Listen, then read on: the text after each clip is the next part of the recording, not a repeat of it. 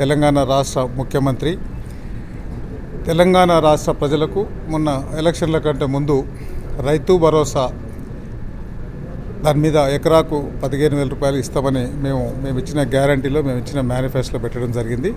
దానికి గాను ఆగస్టు 15 లోపు అవన్నీ రుణమాఫీ ఒకటి, ఈ రైతు భరోసా ఒకటి, 2 కంప్లీట్ చేయాలనే ఉద్దేశంతోన గౌరవ ఉప ముఖ్యమంత్రి రాష్ట్ర ఫైనాన్స్ అండ్ పవర్ మంత్రి బట్టి విక్రమార్క గారి ఆధ్వర్యంలో 4 సభ్యులతో పొంగులేటి శ్రీనివాసరెడ్డి గారు, Sridhar Babu garu and agriculture minister Tummala Nageswara Rao garu వీళ్ళ ఆధ్వర్యంలో ఒక కమిటీ వేసేసి అన్ని ఉమ్మడి జిల్లాలు తెలంగాణ రాష్ట్రంలో హైదరాబాద్ కాకుండా 9 ఉమ్మడి జిల్లాలతో రైతుల దగ్గరికి వెళ్ళి మేము బయట 4 గోడల మధ్యలో క్యాబినెట్లను హైదరాబాద్ సెక్రటరీలను డిసిషన్ తీసుకోము.